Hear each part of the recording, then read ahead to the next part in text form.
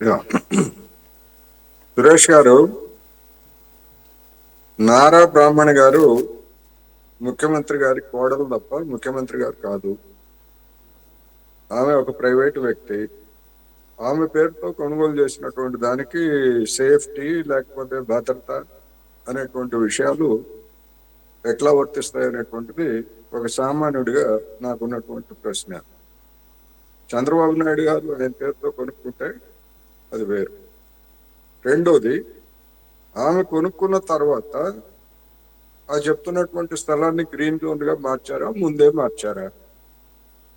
కొనుక్కున్న తర్వాత మారిస్తే అది అధికార దుర్వినియోగం. సిఆర్డిఏకి అధికారం ఉందా లేదా?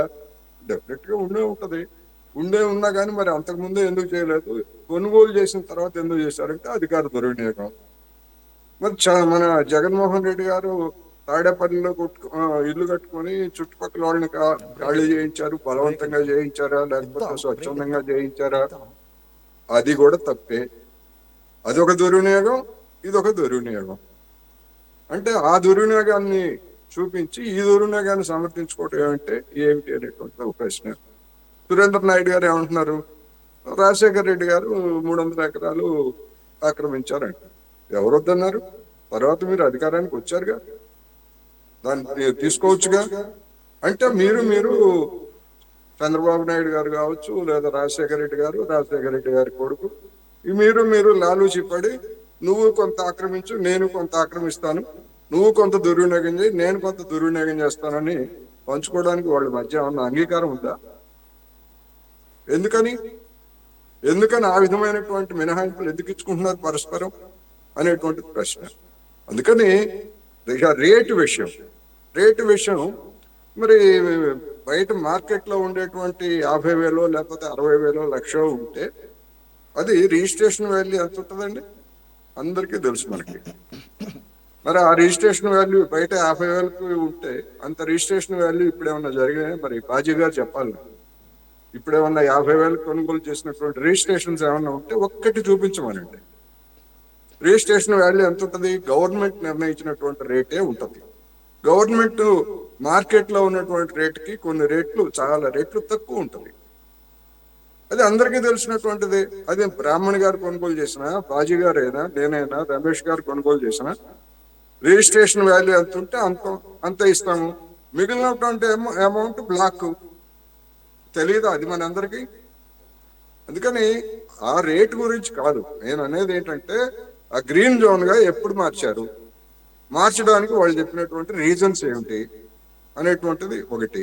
సరే, ఆ శ్మశానం ఉందంటే, శ్మశానం అంటే 2 రకాలు ఉంటాయి. ఒకటి కుటుంబాలు, ప్రైవేటు వ్యక్తులు ఉండేటువంటి సమాధులు కొన్ని ఉంటే దాన్ని శ్మశానం కింద పరిగణించరు.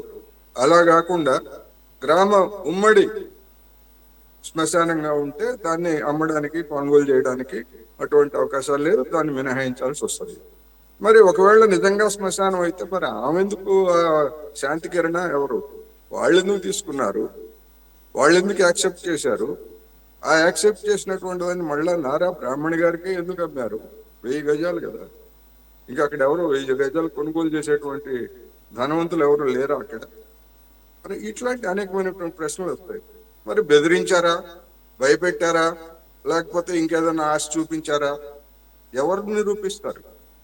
ఎందుకంటే జగన్మోహన్ రెడ్డి గారు భయపెట్టారు అని నిరూపించడానికి ఎలాంటి ఆధారాలు లేనట్లుగానే ఇక్కడ కూడా అదే జరిగి ఉండొచ్చు అనేది. అందుకని ఒక అక్రమాన్ని సమర్థించుకోవడానికి ఇంకొక అక్రమాన్ని ముందుకు తీసుకురావడం ఇది ఏమాత్రం సమర్థనీయం కాదు. అది గనక ఆ పత్రికలో వచ్చినట్టుగా బ్రాహ్మణి గారు కొనుగోలు చేసిన తర్వాతనే ఆ విధంగా కన్వర్ట్ చేస్తే సిఆర్డిఏకి అధికారం ఉన్నా లేకపోతే ఇంకేదున్నా అది అధికార దుర్వినియోగం అనేది నేను ఖచ్చితంగా చెప్పదలుచుకున్నాను. అది ఖచ్చితంగా అధికార దుర్వినియోగమే. అదే విధంగా ఒకవేళ జగన్మోహన్ రెడ్డి గారు బలవంతంగా ఖాళీ చేయించిన, లేకపోతే దానికోసం హెలికాప్టర్లు దిగటానికి వినియోగించుకున్న ప్రభుత్వం స్వాధీనం చేసుకోమనండి, ఇబ్బంది ఏముంది? అదేవిధంగా ఇడుపులపాయలో కూడా స్వాధీనం చేసుకోమనండి. ఎందుకు కట్టబెట్టాలి శాశ్వతంగా? అదేమన్నా వాళ్ళు సొంత సొమ్మ? రాజశేఖర రెడ్డి గారి సొంత సొమ్ము కాదు, లేకపోతే చంద్రబాబు నాయుడు గారి సొంత సొమ్ము కాదు. అప్పగించడానికి వీళ్ళకి ఏం రైట్ ఉంది? ఆక్రమించుకోవడానికి ఆయనకి రైట్ లేనట్టు, కానీ ఆక్రమించుకున్న దాన్ని తిరిగి తీసుకోవాలి. అప్పగించడానికి వీళ్ళకేం రైట్ ఉంది? అందుకని రాష్ట్రాన్ని వాళ్ళు అది చేశారు, వీళ్ళు ఇది చేశారు, వాళ్ళ అక్రమాలకు పాల్పడ్డారు, వీళ్ళ అక్రమాలకు పాల్పడ్డారు అనేటువంటి పేరుతోటి రాష్ట్రాన్ని ఆ విధంగా పంచుకోకూడదు, అధికారాన్ని దుర్వినియోగం చేయకూడదు అనేటువంటిది నేను ఈ సందర్భంగా చెప్పదలుచుకున్నాను. రమేష్ గారు సార్, ఇప్పుడు కోటేశ్వరరావు, అది నారా బ్రాహ్మణి గారు రిజిస్ట్రేషన్ చేయించుకున్న తర్వాత జస్ట్ ఈ 3 months లో మార్చడం జరిగిందండి. నెక్స్ట్ అది ఎస్సీ శ్మశానం అండి, ఎవరిదో ప్రైవేట్ శ్మశానం కాదు, ఎస్సీ శ్మశానం అండి. అది వాటికి సంబంధించిన డాక్యుమెంట్స్ కూడా, ప్రూఫ్స్ కూడా ఉన్నాయి. సురేంద్ర నాయుడు గారు, you want to add up any more?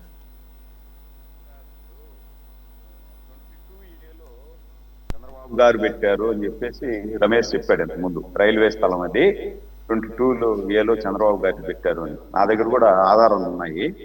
Jaganmohan Reddy గారు ఇల్లు కట్టుకునే సందర్భంలోనే దాన్ని 22A పెట్టి నా దగ్గర టోటల్ రికార్డు ఉంది. రైల్వే స్థలం కాదది, ఆ ప్రైవేట్ వ్యక్తుల స్థలమే. వాళ్ళు దారి ఇవ్వకపోతే వీళ్ళు పోయి అడిగారు, వాళ్ళు సజ్జల రామకృష్ణారెడ్డి వీళ్ళు పోయి అడిగితే వాళ్ళు ఇచ్చేదానికి ససేమేర ఒప్పుకోకపోతే అప్పుడు 22A వీళ్ళు పెట్టి దాన్ని కబ్జా చేసి, వాళ్ళు ముక్కు అంటే కబ్జా చేయడం అంటే బలవంతంగా ఆక్యుపై చేసుకునేదానికి ప్రయత్నం చేసి వాళ్ళు నయాన భయాన ఒప్పించి వాళ్ళ దగ్గర నుండి వీళ్ళు రిజిస్టర్ చేసుకున్నారు. ఇది యథార్థం. నేను డాక్యుమెంట్ పంపిస్తాను, సురేష్ గారు మీకు పంపిస్తా, రమేష్ కావాలంటే కూడా నేను పలానప్పుడు రిజిస్టర్ అయింది అనేది కూడా నేను డాక్యుమెంట్ విత్ ప్రూఫ్ తో పంపిస్తాను మీకు చూడండి కావాలంటే. నేనేది అభాండాలు వేయడం లేదు, ఆరోపణలు చేయడం లేదు. ఇందాక ఎస్సీల శ్మశానము అంటున్నాడు, దానికి కూడా నా దగ్గర ఉంది ఆధారం. ఎస్సీల శ్మశానం కాదది. ఆ భూములు రైతులు వాళ్ళ పూర్వీకుల కాడ నుండి 3-4 చనిపోతే మామూలుగా ఏం చేస్తారంటే, మనం కొంచెం జమీందారు ఫ్యామిలీలు ఇలాంటి వాళ్ళు ఉమ్మడి శ్మశానంలో వేయరు, వాళ్ళ పొలంలోనూ లేదంటే వ్యవసాయ శాస్త్రాలు అంటారు కదా మనం ఇప్పుడు, ఆ విధంగా వేసుకున్నటువంటి సమాధులు. ఒకసారిగా వాళ్ళు అమ్మేసినప్పుడు, ఇప్పుడు రియల్ ఎస్టేట్ కొనే వాళ్ళు కూడా ఏం చేస్తారంటే 1-2 సమాధులు ఉంటే ఆ భూమి తీసుకుంటారు, ఆడేదన్న పార్కు దాన్ని ఆ సమాధులు తీసేసి పార్క్ లాగా డెవలప్మెంట్ చేసి దాన్ని రియల్ ఎస్టేట్ వెంచర్ వేసి అమ్మేస్తారు సమాధులు కనపడకుండా. ఆ విధంగా చేసిందే ఇది కూడా. ఇక్కడ శాంతి కిరణ్ చేసింది కూడా ఆ విధంగా చేసిందే. అది ఎక్కడ ఎస్సీల భూమి కాదు, ఎస్సీల సమాధులు కాదు. ఒకటి. రెండోది, ఇందాక కోటేశ్వరరావు గారు చెప్పినట్టు వాస్తవంగా నాకు కూడా రియల్ ఎస్టేట్ టచ్ ఉంది. మామూలుగా బహిరంగ మార్కెట్ లో 1 లక్ష రూపాయల గజం ఉందనుకోండి, మామూలుగా గవర్నమెంట్ వాల్యుయేషన్ ఏముంటుందంటే ₹1,00,000 ఉండదు సార్. ₹1,00,000కి రిజిస్ట్రేషన్ చేసుకోరు, ₹1,00,000 స్టాంప్ డ్యూటీ కట్టరు. ఎందుకంటే రియల్ ఎస్టేట్ జరగదు. ఆ విధంగా ఎంత కొన్నారో అంతకు రిజిస్ట్రేషన్ చేసుకోవాలంటే దాంట్లో నాకు తెలిసి 25 to 30% గవర్నమెంట్ వాల్యుయేషన్ ఉంటుంది. ఆ వాల్యుయేషన్ చూపించుంటారు అక్కడ. అది దాంట్లో ఇందాక రమేష్ చెప్తూ 50,000 ఉంది కదా ఆడ గజము, ఆ 50,000 ఉండేది మనం ఇప్పుడు అమ్మేసి చేసేయచ్చు కదా, అప్పులు ఎందుకు చేసేది అని. ఇది భావితరాల భవిష్యత్తు కోసం మనం రిజర్వ్ చేసి పెడుతున్నాం. రిజర్వ్ చేసి పెడితే అది ఈ రోజు 50,000 ఉండేది రేపు ₹1,00,000 అవుతుంది, గజం ₹1,00,000 అవుతుంది. అప్పుడు మనకే పెరుగుతుంది.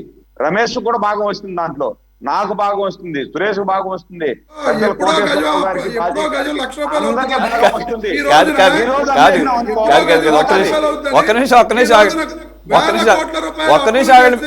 ఇక్కడ అందరూ ఒక విషయం మర్చిపోతున్నారు.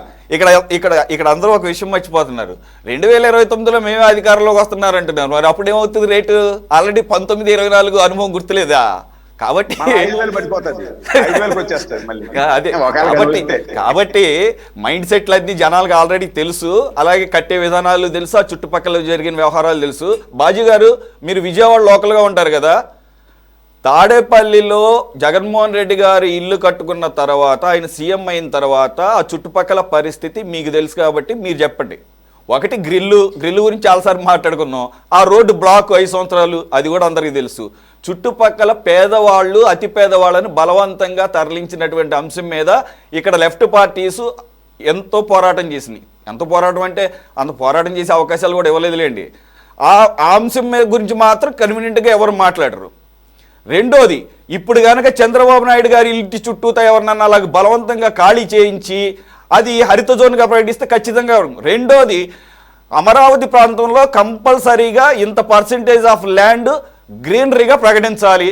దాన్ని ఓకే, కొంత దీన్ని సెక్యూరిటీ ఆస్పెక్ట్లో కూడా ఉపయోగించి ఉండొచ్చు, కానీ ప్రజలను కనుక అక్కడ ఉంటే బలవంతంగా ఖాళీ చేసిన పరిస్థితి ఉందా? అది చెప్పండి బాజీ గారు. ఖచ్చితంగా అండి. జగన్మోహన్ రెడ్డి హయాంలో అప్పుడు చాలా పెద్ద ఇష్యూ అయింది. ఆయన నివాసం వెనకాల పేదల ఇళ్ళన్నీ కూడా తీసేయించారు. ఎందుకంటే వివిఐపి ఒక ముఖ్యమంత్రి నివాసం ఉండే ఇంటి దగ్గర రక్షణ భద్రతా అంశాన్ని దృష్టిలో పెట్టుకొని ఖాళీ చేయించారు. వాళ్ళకి వేరే చోట ఎక్కడో అలాట్మెంట్ చేసినట్టున్నారు. దాని మీద వామపక్ష పార్టీలన్నీ కూడా పెద్ద ఎత్తున ధర్నాలు చేసినాయి. మీడియాలో కూడా చర్చలు జరిగినాయి. ఆ రోజు జరిగింది. ఇవాళ దానికిను దీనికి సంబంధం లేదండి. ఇవాళ సిఆర్డిఏ పరిధిలో ఉన్న అంశం ఇది. సిఆర్డిఏ చట్టం ప్రకారంగా నడుచుకుంటా ఉంటది. సిఆర్డిఏలో సెక్షన్ 41 ప్రకారంగా వాళ్ళకి అధికారం ఉంది. ఎక్కడైనా కానీ గ్రీన్ బెల్ట్, హరిత వనాలు చేసే అధికారం ఉంది. కాబట్టి ఆ ప్రకారంగా అది కరెక్ట్. అందులో ఇప్పుడు ఇందాక వారు కోటేశ్వరరావు గారు చెప్పారు, పెద్దలు, ఆయన నారా బ్రాహ్మణి పేరు మీద రిజిస్ట్రేషన్ అయింది కాబట్టి ఏ రకంగా చంద్రబాబుకు వర్తిస్తుంది అని చెప్పేసి. నారా బ్రాహ్మణి కుటుంబ సభ్యురాలు, చంద్రబాబు నాయుడు కుటుంబ సభ్యురాలు. అది టెక్నికల్ గా మాట్లాడారు కానీ వారు యాక్చువల్ గా ఆ నిర్మాణంలోనే ఆవిడ ఉంటుంది, చంద్రబాబు నాయుడు గారు నివాసం ఉంటారు. చంద్రబాబు గారు దాంట్లో నివాసం ఉంటారా ఉండరా అది ఆయన కుటుంబ సభ్యుల ద్వారా కొనుగోలు చేయబడినప్పటికీ అది ఆయన నివాసంగానే పరిగణిస్తారు తప్ప దాన్ని టెక్నికల్ గా ఆ పాయింట్ చూపించి అది నివాసం కాదని ఎలా చెప్తారండి? అక్కడ భద్రతా అంశం మీదే ఇక్కడ మనం చూడాలి. చంద్రబాబు నాయుడు గారికి భద్రత, చుట్టుపక్కల ఆయన నివాసం చుట్టూ ఉన్న భద్రతని అంశాన్ని దృష్టిలో పెట్టుకుని మాత్రమే దీన్ని సిఆర్డిఏ చూసింది. ఎవరైనా దాన్ని అలాగే చూస్తారు. అట్లాగే జగన్మోహన్ రెడ్డి గారి నివాసం చుట్టూ కూడా అదే కోణంలో చూసి అక్కడ ఆ రోజు అన్యాయం అనిపించినా కానీ ఆ పాకలు, రేకుల షెడ్లు పీకేశారు. ఆ రోజు పెద్ద ఎత్తున ఆందోళన జరిగింది. కాబట్టి ఆ రోజు అది ఆయన వ్యక్తిగతమైన నేనైతే గనక ముఖ్యమంత్రులు, ప్రధానమంత్రులు ఇళ్ల ముందు ఉన్న పబ్లిక్ ఇది రోడ్లని కూడా బ్లాక్ చేయటం నేను ఎక్కడా చూడలా. నేను లండన్లో 10 డౌనింగ్ స్ట్రీట్లో తిరిగా. ఏంటి అలాగే ఇక్కడ సరే కరకట్ట తీసుకుందాం, కరకట్ట ఇంటి ముందే కరకట్ట ఏం బ్లాక్ చేయలేదే, కరకట్ట ముందు చంద్ర వెళ్తారు కదా. చంద్రబాబు నాయుడు ఇంటి పక్కన ఇవాళ కొంచెం కరకట్ట అది ప్రస్తుతం ఉంటుంది. కరకట్ట మీద కరకట్ట ఏం బ్లాక్ చేయలేదే, ఈ రోజుకి కూడా అదేవేనే. మరి ఏ రకంగా ఆ రోజు జగన్మోహన్ రెడ్డి ఇంటి ముందు రోడ్డు బ్లాక్ చేస్తారు? రోడ్ 5 సంవత్సరాల పాటు ఎలా బ్లాక్ చేస్తారు? చుట్టూ తిరిగి ప్రజలు ఎందుకు ఎంత ఇబ్బంది పడలేదా? కోటేశ్వర గారు, సురేష్ గారు చెప్పండి. సురేష్ గారు, నేను ఒక విషయం చెప్పండి. హైదరాబాద్ లో చంద్రబాబు నాయుడు గారి నివాసం చుట్టూతా ఉన్నటువంటి వాళ్ళు ఆయన ముఖ్యమంత్రిగా ఉన్న అంతకాలం ఎంత ఇబ్బంది పడ్డారో ఒక జర్నలిస్ట్ గా ఆ ఇంటికి ప్రెస్ కాన్ఫరెన్సులకి వెళ్ళినప్పుడు నేను చూశాను. ఇబ్బంది పెట్టారు, అందులో ఎలాంటి సందేహం లేదు. ఇబ్బంది కాదు సార్, నేను అన్నది రోడ్లు బ్లాక్ చేయటం ఎక్కడన్నా ఉందా అంటున్నా. ఇంటి ముందు రోడ్డు బ్లాక్ చేశారు. అవును సార్, ఆయన ఇంటి యాక్సెస్ కు బ్లాక్ అవుతుంది. అది పబ్లిక్ రోడ్ అని ఎక్కడైనా బ్లాక్ చేస్తారా అంటున్నా. అరే చేశారండి, జనాన్ని వేరే వాళ్ళని రానివ్వకుండా ఆ ఇళ్ల వాళ్ళని మాత్రమే రానిచ్చేట్టుగా చూశారు. అటువంటి నుంచి మొత్తం పబ్లిక్ బ్లాక్ చేశారు. అదే కానీ చెప్తాను నేను. ఆల్టర్నేటివ్ ఉంటే ఒక రకంగా ఉంటుంది, ఆల్టర్నేటివ్ రూట్ ఉంటే సింగిల్. ఆయన ఆయన ముఖ్యమంత్రి కాదు, అదేమి ఆల్టర్నేటివ్ రూట్స్ ఉన్నటువంటిది కాదు. చుట్టుపక్కల రోడ్లన్నీ బ్లాక్ చేసేసారు, ఇబ్బంది పెట్టారు జనాన్ని. మరి అలాంటప్పుడు తాడేపల్లి ఇంటి ముందు బ్లాక్ చేసిన దాన్ని ఎందుకు ప్రజలు నిరసించారు? తాడేపల్లి ఇంటిని నేను సమర్థించట్లేదు, నేను ముందే చెప్పాను అది దుర్వినియోగం, లేకపోతే అది కూడా తప్పే. నేను అనేది మీరు ఎక్కడా చేయలేదు అంటే నేను దానికి చెప్తున్నా. చంద్రబాబు నాయుడు గారు హైదరాబాద్ లో సెక్యూరిటీ పరంగా కొన్ని రెస్ట్రిక్షన్స్ ఉంటాయి. ఒకటి రెస్ట్రిక్షన్స్ వేరు, టోటల్ బ్లాకేడ్ వేరు. ఆ యాంగిల్లోనే నేను క్వశ్చన్ చేస్తాను. దానికి అట్లా ఎవరు చెప్తారు? రెస్ట్రిక్షన్స్ ఎలా ఉంటది కదా సార్, ఆబ్వియస్ గా సెక్యూరిటీ పరంగా రెస్ట్రిక్షన్స్ ఉంటాయి. Restrictions are completely different from total blockade, that to for 5 years continuously. అదే ముఖ్యమంత్రిగా ఉన్నంత కాలం అదే చేశారండి జూబ్లీ హిల్స్ లో. అదే సార్ నేను చెప్పేది, సార్, రెస్ట్రిక్షన్స్ పెట్టారా, బ్లాకేడ్ చేశారా టోటల్ గా, ప్రజలు అటు ఇటు మోకుండా? జూబ్లీ హిల్స్ లో రిస్ట్రిక్షన్ పెట్టారు, బ్లాక్ చేయలే ఎక్కడ. జూబ్లీ హిల్స్ లో రిస్ట్రిక్షన్ మాత్రమే పెట్టారు, బ్లాక్ చేయలే ఎక్కడ. వేరే వాళ్ళని ఫాలో అవ్వలేదు, జర్నలిస్టులు కూడా చూసి పానిచ్చారు చెక్ చేసి. మీకు అవును తెలియకపోతే సార్, నేనేం చెప్తా? అవును సార్ నాకు కూడా తెలుసు. రిస్ట్రిక్షన్ పెట్టారంటే బ్లాక్ చేయలే. బ్లాక్ అంటే ఏంటి, రిస్ట్రిక్షన్స్ అంటే ఏంటి, బ్లాక్ అంటే ఏంటి? రెండిటికి తేడా ఉంది కదా సార్, దాంట్లో మీనింగే తెలుస్తుంది కదా, మీనింగే తెలుస్తుంది కదా, మీనింగే డిఫరెంట్ కదా. రైట్ ఖాళీ చేయించలేరు, ఖాళీ చేయిస్తే మీరు బ్లాక్ చేసినట్టే. అందుకని రిస్ట్రిక్షన్స్ పేరుతో ఇబ్బందులు పెట్టారు. ఇళ్ళ వాళ్ళని ఖాళీ చేయించలేరు కదా అక్కడ. మరి తాడేపల్లిలో చుట్టూ చేయించారు కదా సార్, అది కూడా పేదవాళ్ళని అలుసా అలుసా తప్పని చెప్తున్నాం కదా. అదే సార్ మరి నేనైతే సమర్థించలేదు, తప్పని చెప్తున్నా. అదే సార్, ఏది ఎక్కడ ఇట్లా ఇబ్బందులు పెట్టలేదు. కంపారిజన్ ఎప్పుడు ఎలా ఉండాలి, ఆ డిగ్రీ ఆఫ్ కంపారిజన్ అనేది, ఆ ఎక్స్టెంట్ అనేది, ఇవన్నీ కూడా పరిగణలోకి తీసుకోవాల్సిన అవసరం ఉంటుంది. Anyway, let's move on to the next topic.